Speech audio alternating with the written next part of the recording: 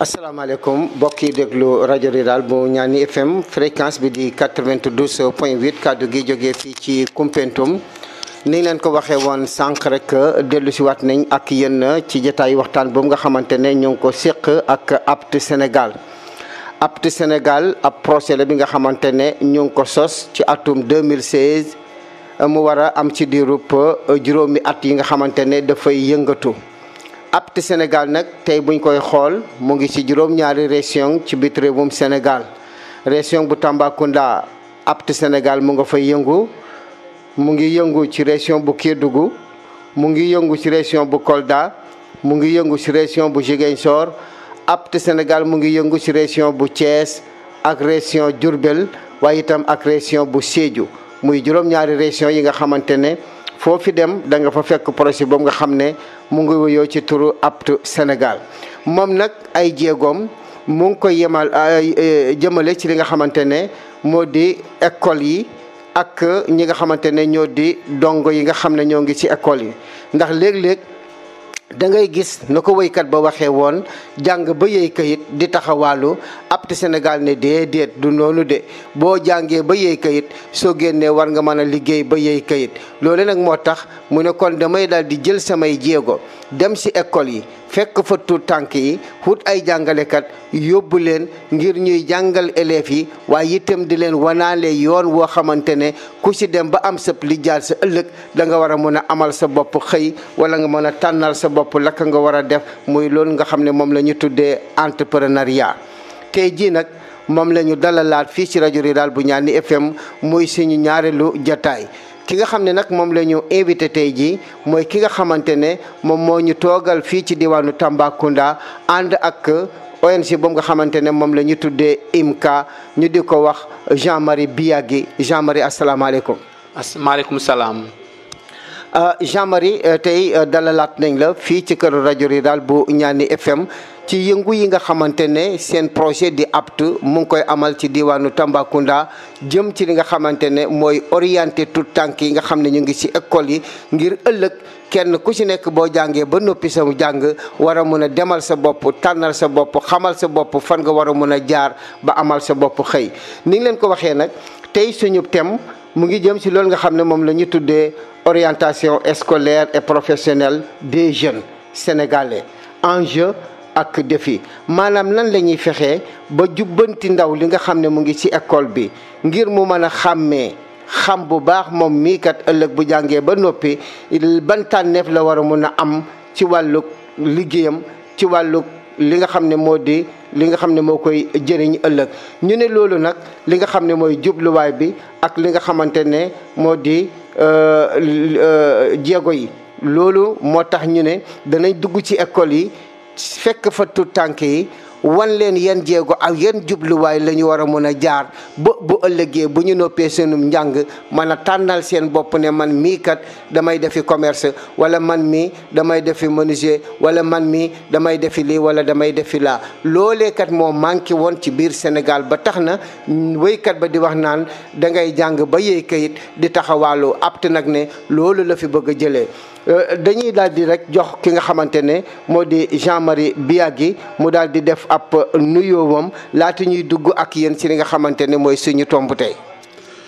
salaamaaleykum ñëpp maa ngi nuyu waa Koumpentoum jaarale ko Tambacounda dem ba Kédougou maa ngi nuyu bépp nit bu may déglu instant yi projet APT comme ni mu ko waxee ñëw na pour jàppale gune yi. ñëw na pour jàppale ndaw ñi ndax ñu bañ a yey kayit waaye ñu liggéey ba yey kayit loolu moo tax tey jii nii lu ñu leen andil pour ñu mën a waxtaanee mooy lii l'orientation scolaire et professionnelle des jeunes 2 points enjeux et défis su ngeen seete ba seet projet bi dafa ñëw jàppale nguur Sénégal ngir mu mën taxawal benn ci poñ bu nga xamte ne bokk na ci bëgg-bëgg moom président de la république ci ndaje boobu bu mu amal ngir ñu koy tuddee conseil présidentiel ci xalaatam bu nga xamte ne bokk na ci ñu koy ci lu nga ci luñ ko tubbee woon ci jotaay boobu bu nga xamante ne amale na ko ci jàng bi ak jàngale bi. ci biir loolu projet apte ci émission bu ñuy duppee la voix apte andil na leen poñ bi l'orientation scolaire et professionnelle des jeunes enjeux et défis maanaam fekke ba tànn yoon bu mën jaar ci bërëb jàng yi ak daara yi ci karañte ndaw ñi 2 points ci jéego ak ci jéemalukaay. jërëjëf Jean-Marie yaakaar naa ne kon thème bi nga xamante ne moom la ñuy waxtaanee tey moom la indi noonu leeral na ko nee na nguurug Sénégal ci li nga xamante ne mooy ay bëgg-bëggam dafa jóg jàppale maanaam projet bi dafa jóg jàppale nguurug Sénégal ci mëbët yi nga xamante ne nguur gi mëbët na ko waaye itam ci xalaat yi nga xam ne tibbee woon na ko ci ab détail boo xam ne moom la ñu tuddee woon conseil ministériel conseil présidentiel. conseil présidentiel boobee kat askanu Sénégal dafa am loo xam ne dañ ko laajoon nguurug Sénégal mu jëm ci li nga xamante ne moo jëm ci wàllu njàng ak li nga xam ne mooy jàngale. loolee nag c'est le nguurug Sénégal daal di sukkandiku lëkkaloo ak projet bi nga xamante ne moom moo tudd apte mu jaaree ko nag ci li nga xam ne mooy émission bi ñuy tuddee la voix de apte Sénégal. comme ni nga leen ko waxee émission bii nga xamante ne tey ñu ngi koy amal fii ci këru rajo Rural bu Ñaani FM loolu moo tax mu daal di jóg li nga xam ne nag mooy thème bi wax na leen ko sànq nee na leen orientation scolaire et professionnelle des jeunes sénégalais enjeux et défis maanaam nan la ñuy def fexe ba ñi nga xamante ne ñoo di ndaw yi Sénégal yi ñu man leen a xàllal aw yoon wan leen li nga xamante ne ëllëg war nañ fa mën a jaar ba amal seen bopp wala ñu tànnal seen bopp lu ñu war a mën a def loole nag li nga xam ne mooy jéego yi ak jubluwaay yi moom lañ bëgg a waxtaanee ni ki tey jii ni ngi leen ko waxee nag suñuy laaj tey mu ngi jëm ci ay poñ yu am solo maanaam lu tolloog ñeenti laaj yi nga xamante ne danañ ci dem ak ki nga xamante ne moo di Jean-Marie Biagui bi si njëkk moom la ñu tuddee élucidation conceptuelle mooy laaj bu njëkk bi si njëkk mooy difficulté liée à l'orientation scolaire et professionnelle des jeunes ñetteel bi mu ngi jëm ci préjugés portés sur l'enseignement professionnel ñeenteel bi mu ngi jëm ci approche du projet bi nga xamante ne moom la ñu amal mu jëm ci organisation des rencontres de sensibilisation avec toute la communauté maanaam bu ñu koy mën a wax maanaam leeral bi nga xamante ne dinañ ko indi ci tomb yi nga xamante ne tey jii moom la projet apte di amal jëmale ko ci wàllu njàng ak njàngale mi waaye itam danañ waxtaan ci yan jafe-jafe moo am ci loolu nga xam ne moom la ñu tuddee orientation scolaire et professionnelle maanaam ndaw yi ban jafe-jafe la ñu am bu ñu jàngee ba noppi mën a tànnal seen bopp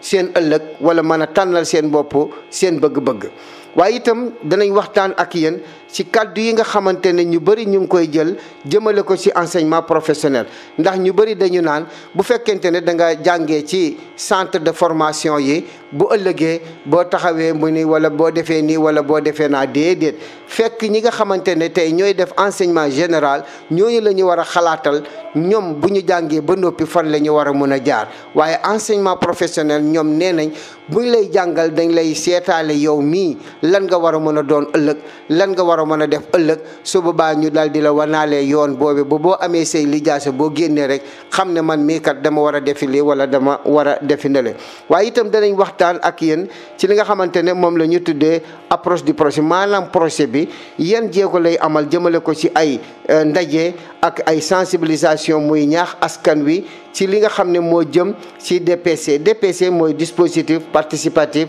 communautaire maanaam naka la ñuy mën a def ba askan wi ak seen bopp mën a bokk ci li nga xamante ne mooy jubluwaayu waxtaan yooyu Jean dañuy daal di ñëw ak yéen ci li nga xamante ne moo di suñu question bu njëkk mu di élucidation conceptuelle loolee tey jii moom lañ bëggoon nga faram-fàcceel ñu ko lan moo ci jubluwaayu projet bi ak lan moo ci taxawaayu li nga xamante ne moo di projet bi.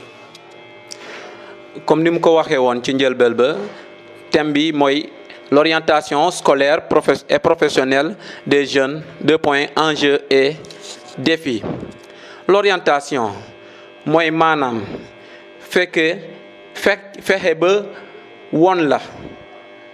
yoon bu ngay jël nan nga ciy jubloo te nga mën a nga mën a njëriñu ci lu ngay ci yow li ngay jëf. Scolaire mooy maanaam ci bërëb jàngukaay ak daara yi. Professionnel mooy xarañte. Jeune mooy ndaw ñi. Enjeu mun nañ ko tuddee jéego. Défi mooy jubluwaay. soo seetee ba seet projet bi moom ñëw na tey ngir jàppale xale yi jàppale ñépp ñi nekk ci daara yi kawe yi ak daara yi ndaw ñi. ndaxte projet bi soo gisee mu ñëw tey Sénégal am na fu mu sukkandikoo mooy maanaam Rwanda newoon na ci ay tolof-tolof waaye Rwanda bu mu xoolee mu jàng gis ne ni moom tolof-tolof yooyu su ci jàppee duñ ko arrangé du ci mën a gën a Rwanda mu daal di teg projet bu nga xam te ne moom moo tuddee APT, amélioration des performances de travail et d'entrepreneuriat. bu mu ko defee Rwanda gën na ci te Rwanda kenn mënul wax Afrique tey te mënul wax Rwanda lu muy def ci wàllum liggéey ci wàllum set ci wàllum lu ñuy naan la transparence. loolu tax tey projet APT bu mu gisee loolu mu ne baa ñi def ko tamit Sénégal buñ ko defee Sénégal mu daal di ñëw ci li nga xam te ne mooy mu daal di bokk ci li nga xam te ne mooy jàppale nguur Sénégal ci benn ci poñ bu président de la République joxe woon ci conseil présidentiel ci xalaat ci jàng bi ak ci jàngale mi. nuñ koy defee mooy projet bi daa ñëw rek bokk ci li président bi lu mu xalaatoon lu mu waxoon ci conseil bi te loolu ta tey jii nii ñu andi leen poñ bi ndax ñi mën ci xalaat ñi mën ci am ay jéego mën ci am tamit leneen li nga xamante ne mën nañ ko jàng ëllëg mu njëriñ ñu. jërëjëf Jean-Marie Biagui nee naa leen moom mooy ki nga xamante ne moo ñu toogal fi nga xamante ne moo di diwaanu Tambacounda lëkkaloo ak waa IMCA di yëngal li nga xamante ne moo di projet bi foofu. ci li nga xamante ne nag moo aju ci loolu dañuy daal di ñëw ak moom Jean-Marie Biagui ci li nga xamante ne moom moo di ñaareelu laaj bi maanaam yan jafe-jafe ñoo am ci orientation scolaire et professionnelle lu ndaw yi tey gis nañ ne da ngay jàng ba am say lijaasa waaye doo xam yow lan nga war a mën a def ëllëg ba génn si ban jafe-jafe ngeen yaakaar yéen waa APT ne moo gàllankoor ndaw yi si tànneef yooyu. jafe-jafe yi bëri nañ te utee waaye nañ ci jël yan yi xale yi léegi ndaw ñi léegi dañuy jàng ba yegg classe terminal léeg-léeg dem ba université ci daara bu kawe bi waaye duñu xam lu ñuy def léeg-léeg sax dañ ciy jóge dem ci école yu ñu naan école de formation ndax ñu mën a gën a kawel seen jàng jafe-jafe yi mooy lu ñu tuddee orientation xale yi léegi dañuy dem ci l'école yi waaye duñu xam lu ñuy jàngee dañuy dem ci daara yi waaye duñu xam lu ñuy jàngee ñoom dañuy topp lu ñuy naan la foule mooy maanaam dañuy topp ñëpp sama xarit jàng na nii am na BFEM tey dem na nii man tamit il faut ma def noonu te soo seetee ba seet nit ku nekk am na nu mu juddoo soo seetee ba seet nit ñi niroo ñu am na ku xees am na ku ñuul am na tamit ku nga xam te ne tamit dafa am laago waaye ñun ñëpp ñu ngi ci dëkk bi léegi jafe-jafe yi yu ñuy njëkk a gis mooy de le manque d'orientation mooy maanaam orienté wuñu leen parce que seen papi ak seen yaay yi bu ñu leen dugalee école léeg-léeg lañ leen di bàyyi am na ay kuréel yu ñu tuddee CAOSP mooy les centres d'orientation professionnelle yooyu xale yi léeg-léeg duñuy dem foofu te tamit duñu jéem a xam tamit ñoom waa CAOSP lu ñuy yëngu soo gisee manque d'orientation boobu mooy jur lu bëre mooy jur échec bi mooy jur tamit lu ñuy tuddee xale yi dañuy jékki-jékki rek bàyyi classe yi te tamit mooy jur li nga xam te ne tamit xale yi dañuy dem ba am seen lijaas am seen bac wala am seen BFM duñu xam lu ñuy def dañuy dellu si at ñëwaat toog kër ga. comme ni ma la ko waxee jafe-jafe yi dañoo bëri soo jëlee tamit soo jëlee tamit du point de vue parental lu ñu naan waajur yi dañuy bëgg seen doom yi mel ni ñu mel. waajur bi léeg-léeg di nga nekk ingénieur nga bëgg sa doom nekk ingénieur forcé parce que yow nekk nga ingénieur te xale bi da nga koy bàyyi si lu mu bëgg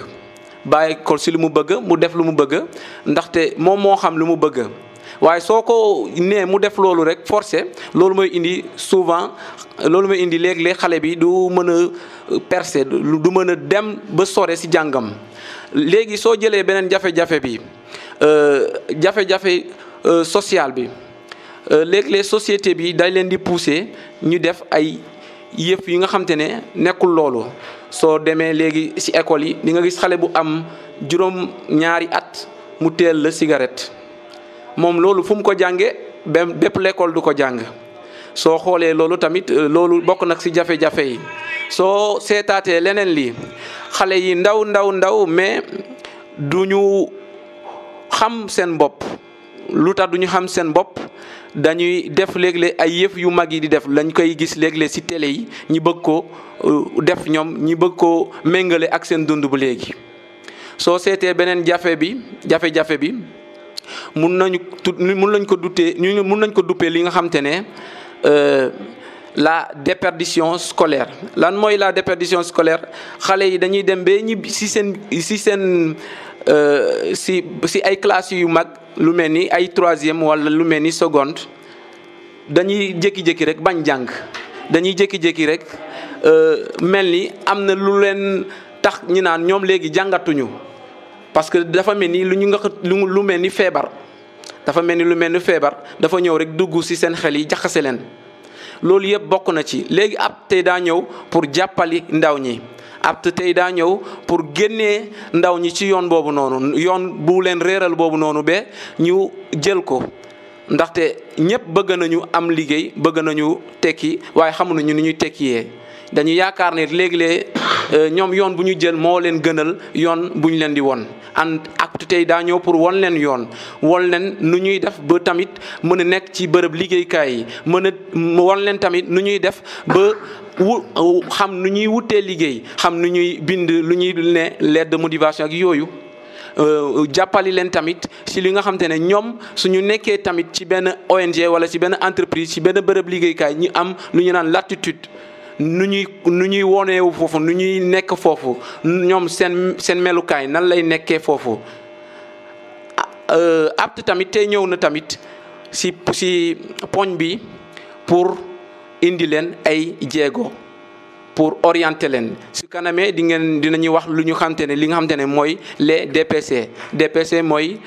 dispositif participatif communautaire bi nan la ñëpp mën a def ba ràññee ñoom lu ñuy def ci seen jàng nan la ñëpp mën a def ci seen biir l'école yi ci seen biir daara yi mën a am lu ñuy duppee plan d'action mën a am lu ñuy duppee canevas de suivi de tout l'établissement li nga xamante ne loolu suñ ko toppee at bi yëpp dinañu mën a am ay résultats xale yi tamit suñu toppee ay plan d'action bi lu ñu xalaat poñ yu ñu jàpp ndax ñu mën leen tëral ci biir année bi ndax poñ yooyu noonu suñu leen toppee ndax ñu mën a tekki ci loolu laa amoon lu ndaw lu may sànni ci sa kàddu gi. jërëjëf kooku moo di Jean-Marie Biagui nee naa leen moom moo toogal projet APT Sénégal fii ci diwaanu Tambacounda comme ni nga leen ko waxee nag lii di APT Sénégal dafa am loolu ñu naan lekketu bataaxal maanaam ab leket boo xamante ne soo bindee sa bataaxal foofu nga koy yónnee fii nag xam naa ne leket yombut fii waaye dañu daal di ubbi rek li nga xamante ne moo di téléphone bi kon ku yónnee sa bataaxal mën nga ko yónnee foofu numéro bi nag 77 la 807 95 14 77 807 95 14 moom mooy numéro WhatsApp bi nga xamante ne képp ko am sa laaj boo xam ne da nga koy laaj jëmale ko ci APT Sénégal su boobaa danañ daal di mën a wax ak yow ci lettre yooyu tontu la si li nga xam ne moo di WhatsApp bi.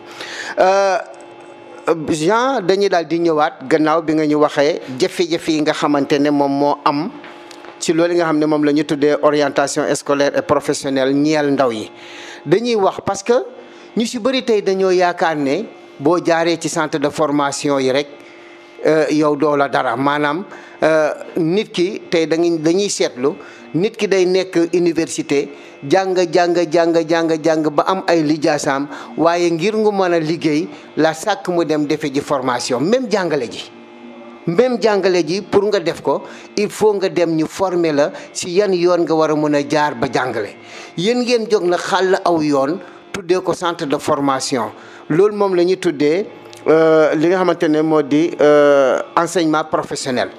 tey jii lan nga ñu mën a wax ci kàddu yooyu nga xam ne ñu ngi koy yëkkati jëmale ko ci enseignement professionnel ak enseignement général.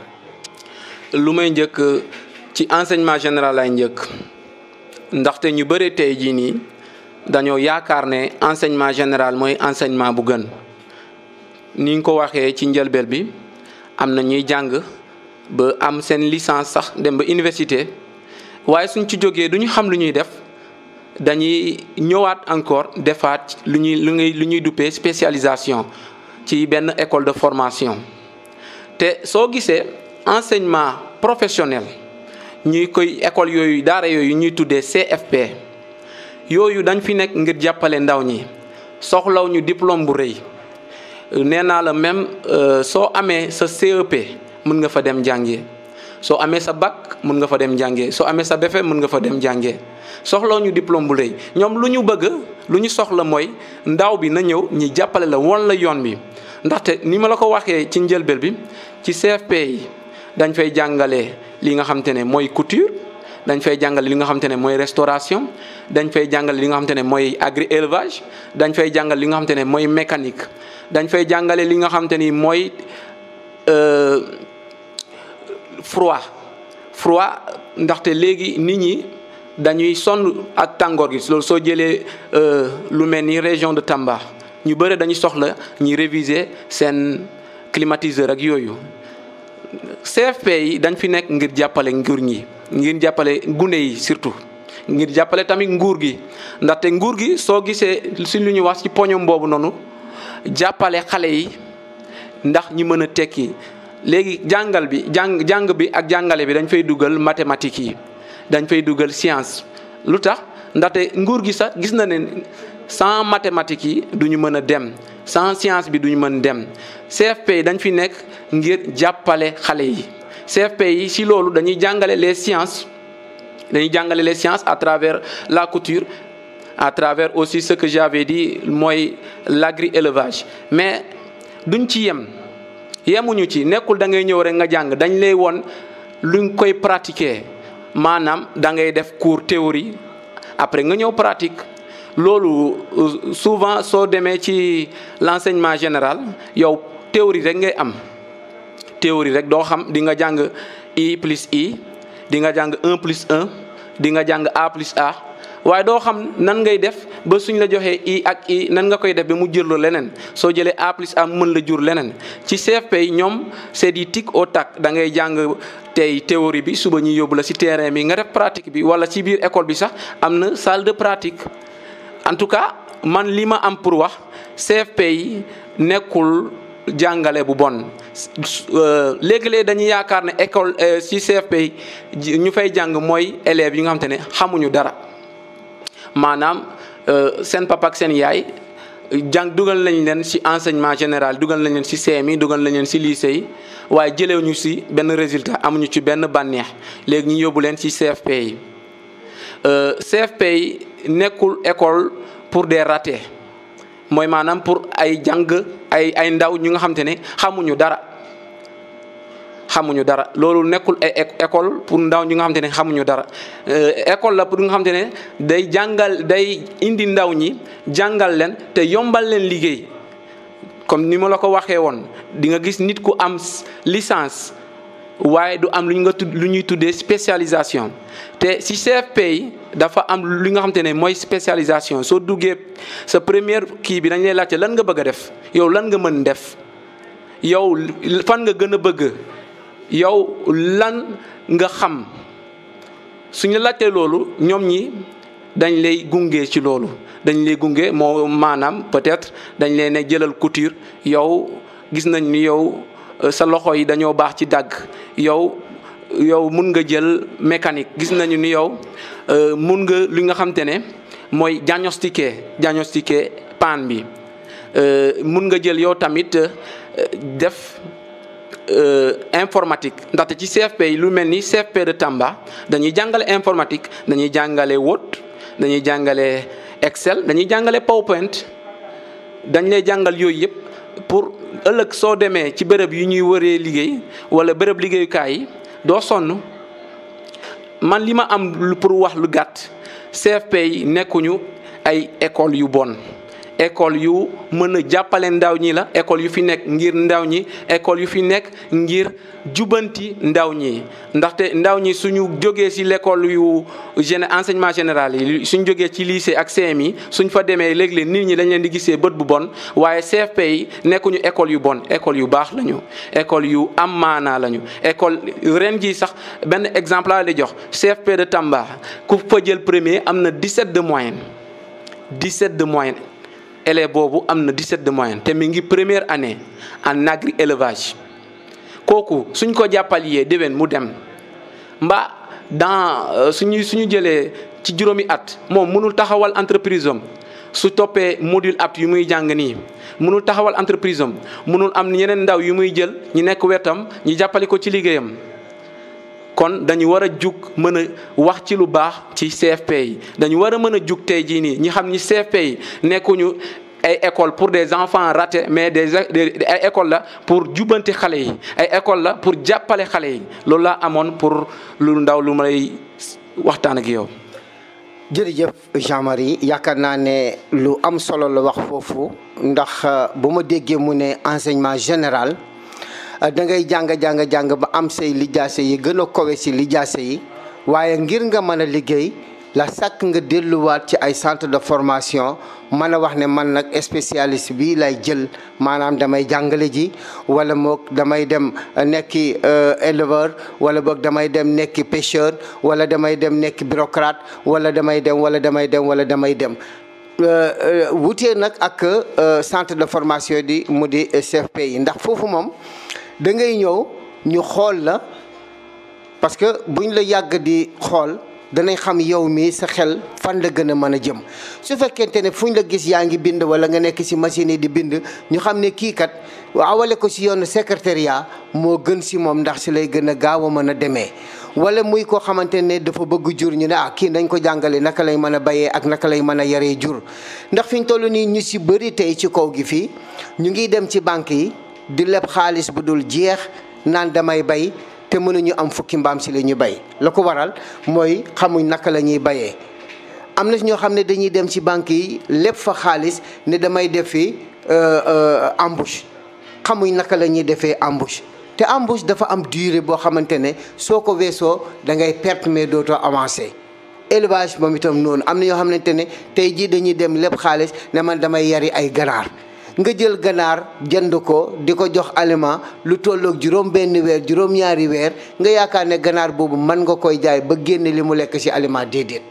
wala xar bi wala nag bi nga dem leb xaalis ci banque bi ne damay def embauche nga ñëw jënd xar wala nag xamoo yan waxtu nga ko war a mën a jënd xamoo yan waxtu nga war a mën a yëfal nga yaakaar ne da ngay yeew rek di xonto jëmale ko déwén nga ne su ma ko jaayee naa ci jëlee dara boo jaayee banque bi daf lay topp kon su ma déggee waxam bu baax apte dafa ñëw pour wan la yow mii yan yoon nga mën a jaar tey booy def élevage agro élevage ban période nga ko mën a def ban diire nga ko war a mën a def génn si ñan ñoo la si war a mën a jàppale bu fekkente ne da ngay def couture yan bërëb nga war a mën a defee couture bi ak yan genre couture nga war a mën a def su fekkee da ngay def mécanique yan oto wala ban société nga war a mën a dem pour gën a gaaw a mën a mokkal sa métier mécanique. su fekkente ne itam dañuy jàngale lu demee ni Word ak Excel ak yooyu mooy man mii bu fekkee dama bëgg a nekk secrétaire ci bureau yi parce que tey nga jàng mbirum secrétaire dem fële ne da ngay gàddu sa diplomate di wër di dem du sotti. kon yaakaar naa ne apte li mu wax ci moom lu ama am solo la dem na ba si li nga xamante ne moo di yenn xarañte yi sax dañ koy jàngale ci école yi da ngay gis koo xamante ne mën na am bi ñaar yoo xamante ne yëpp mën nga koy topp mu jëriñ la ëllëg. kon du ñu def rek lu mooy laaj suñu technicien mu dégtal ñu tuuti ay tëgg ki way ñu daal di dellu siwaat ak yéen ci ki nga xamante ne moo di Jean-Marie Biagui. jërëjëf mbokk yi la ngi déglu ba léegi rek fréquence su 92.8 kaddu gi jógee fii ci Koumpentoum ñu fàttali leen tey jii ñu ngi dalal waa APT Sénégal li nga xamante ne nag mooy APT Sénégal ni ngi leen ko waxee rek ab projet la boo xam ne dafa jóg ngir jàppale nguurug Sénégal ci li nga xam ne moo di école yi ngir gunge ndaw yi ba ëllëg kenn ku ci nekk mën a am sa yoon woo xamante ne da nga ko xàllal sa bopp jaar si mu jëriñ la. li nga xamante ne nag mooy ni ngi leen ko waxee woon rek am na benn li ñuy tuddee leketu bataaxal bu ñu ko waxee mooy benn numéro WhatsApp bi nga xamante ne ku am sa message booy yónnee ngir laaj mën nga ko yónnee si numéro boobu moom la ñu tuddee la calebasse de lettres 77 la 807 95 14 77 807 95 14 mooy leket bi ñu dañ ngir ko am sa bataaxal ngir laaj APT laaj boo ko war a mën a laaj ci wàllu njàng mi ak njàngale bi ak lan mooy jubluwaayu APT ak lu muy liggéey ak fan ak la nekk ak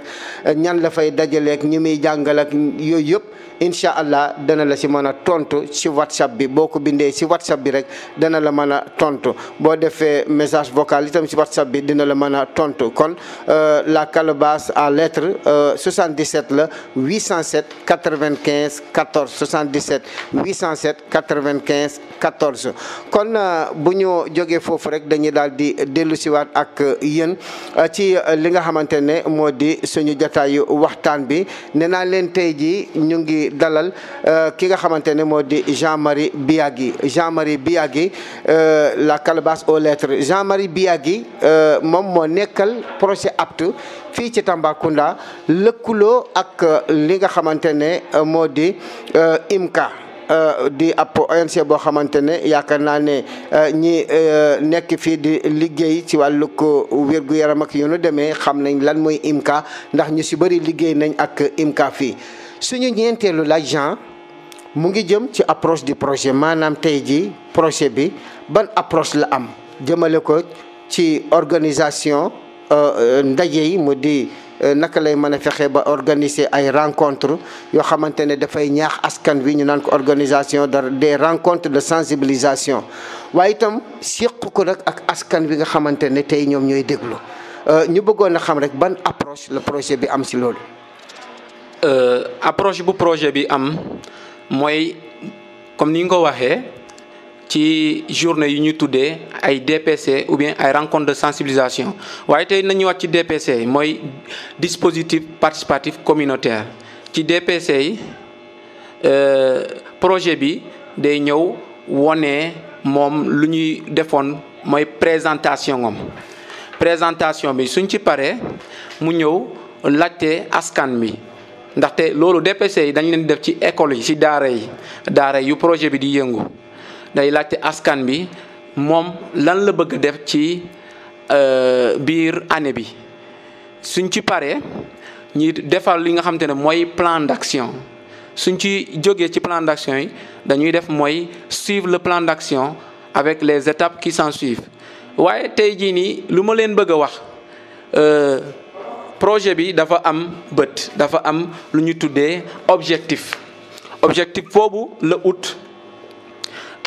ci DPC yi moom la ñu wone woon moom la ñu waxee woon ci DPC yi benn ci objectif yi mooy nan lay moom mën a woon mooy maanaam nan lay jublu ci projet bi nan lay jublu mooy xàmmee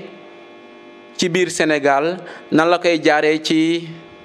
phase pilote bi mën a nekk ci ay jéego bu ñëpp nattee ci ay programme yu mel ni xëy ndaw ñi ci sous-secteur de l'éducation ak formation ci français mooy maanaam institutionnalisation au Sénégal à travers une phase pilote les programmes en matière d'employabilité des jeunes dans les sous-secteurs de l'éducation et de la formation professionnelle de la société civile et du secteur privé. suñ ci jógee projet bi dafa am lu nga xamante ne mooy les cibles du projet. li ko tax a jóg ñi ko tax a jóg tey jii nii buñ ko xaymayee ci Sénégal yépp mat nañu 200,000 ci ay élèves ci 200 CM maanaam 23,000 apprenants ci 23,000 élèves ci dans 200 CM ak juróomi ñaari junni apprenants ci fukki CFP maanaam 7,000 apprenants dans 50 CFP soo ci paree ñu ngi ci junni ak juróom benn téeméer jàngalkat ak juróom benn téeméer étudiant ci fukk université juróomi téeméer étudiant ci fukk université projet bi yemul ci loolu dafa am lu ngi tuddee stratégie mooy maanaam ay pexe yooyu yu mu indi pour jàppale ndaw ñi mooy ay tomb ngir waajal lu jëm ci wàllum xëy ak béréb liggéeykaay yi ci apprenants yi ak yëngu yu def ci entrepreneuriat ak orientation professionnelle maanaam yëngu yu def ngir jébale ndaw ñi ngir ñu mën a xàmmee lu ñuy mën def ak lu ñuy doon ëllëg bu mujj bi mooy naka la ñuy def ba ndaw ñi mën a jot ci bërëb yu ñuy tànnee liggéeykaay bi nañ ko wax léegi ci français renforcer les capacités des jeunes à travers des modules de préparation à l'emploi et à l'entrepreneuriat des activités pratiques en entrepreneuriat et en orientation professionnelle yemuñu ci loolu ñoom tey jii nii ñu ngi ci fanweeri junni ñaar participants mooy maanaam ci français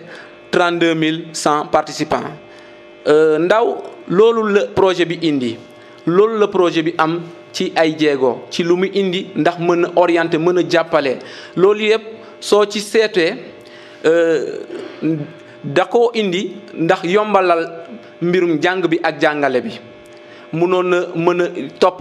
lu enseignement général def mais dafa andi touche personnelle am mooy moom lu mu gis te suñ ko defee ñi mën ci gën waaw.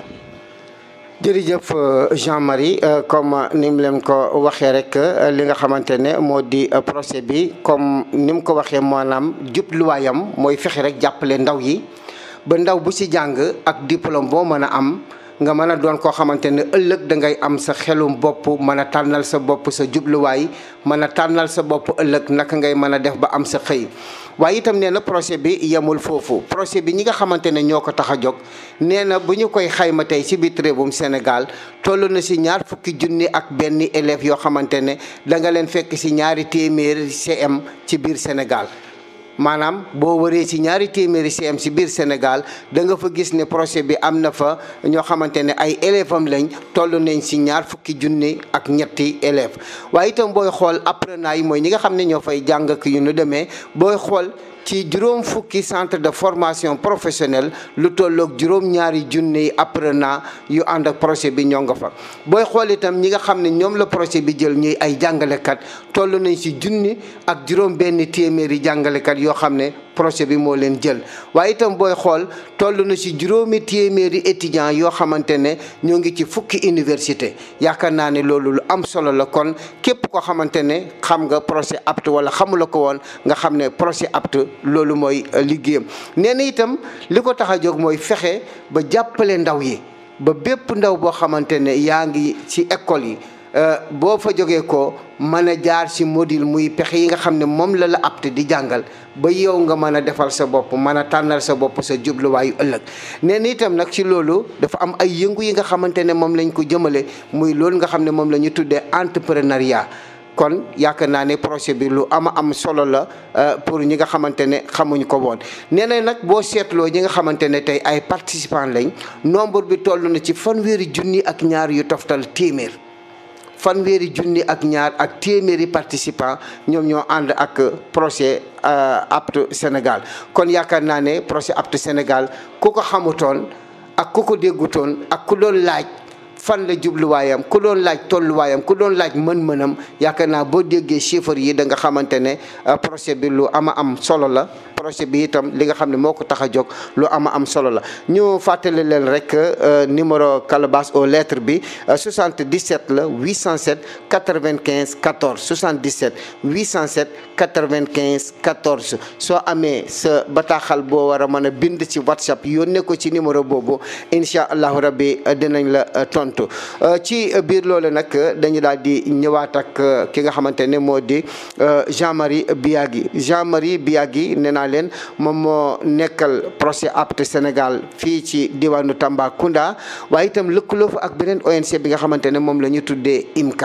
IMCA itam mooy ki nga xamante ne moom la projet bi dénk ay jéego mu di ko jàppale ci biir diwaanu Tambacounda wax nañ leen ne projet bi mu ngi yëngu ci juróom-ñaari région Tambacounda Kédougou Kolda Ziguinchor Thiès Diourbel Sédhiou kon xam ngeen ne projet bi commencé na yaatu bu baax ci biti réewum Sénégal Jean fi nga xamante ne moo di centre de Tambacounda bi tey ku bëggoon seen adresse tey ji fan la toll ci biir Tambacounda bu fekkente ne it am na numéro téléphone boo xam ne nit ki mën na ko fa jotee ban numéro téléphone la. ku bëgg adresse tey fu mu ñu mën a fekk mooy IA bu Tamba ñu ngi IA bu Tamba soo ñëwee ci suuf ci sa loxo càmmuñ soo ñëwee foofu di nga gis bureau soo egsee rek di nga fa fekk ku ñuy tuddee vigile baa ngi foofu noonu soo ko laajtee moom dina la orienté na la woon bureau APT fu ñu nekk. numéro bu ñu mën a woowee mooy 77 807 95 14 moom tamit WhatsApp bi tamit moom la ñu joxe pour calebasse aux lettres waaw. jërëjëf kon yéen a ko déggandoor nee na ñoom ñu ngi logé ci biir IA bu Tambacounda mooy inspection d'académie bu Tambacounda nee na boo ñëwee ci suuf boo laajtee rek bureau APT danañ la ko wan su fekkente ne mën nga lire da nga gis ñu bind ci buntu bureau yi APT foofu moo di seeni ay bureau nee na seen coordonnée 77 la 807 95 14 807 95 14 mooy li nga xamante ne moom la ñu mën a tuddee tey seen boîte postale ku am sa lettre boo war a mën a yónnee rek war nga ko mën a yónnee ci calebasse aux lettres numéro 77 807 95 14 807 95 14 kon mbokk yi yéen a ngi ànd ak fréquence su 92.8 kaddu gi jógee fii ci Koumpentoum tey jii comme ni ñu leen ko waxee rek ñu ngi dalal waa APT Sénégal bànqaas bi nekk fii ci Tambacounda ki nga xamante ne nag moom la ñu dalal mu di Jean-Marie Biagui toogal APT fii ci Sénégal mu ngi ànd nag ak ki nga xamante ne moo di patron bi di madame Diouf di ko dalal bu baax a baax di ko sant di ko gërëm ci jataay bi ak jéego yi nga xamante ne am na ko ak lii nga xamante ne moo di rajo rural bu Ñaani FM ñu bàyyiwaat suñu technicien mu dégtal ñu tuuti ay tëgg ki woy laata ñu tàggoo ak Jean-Marie.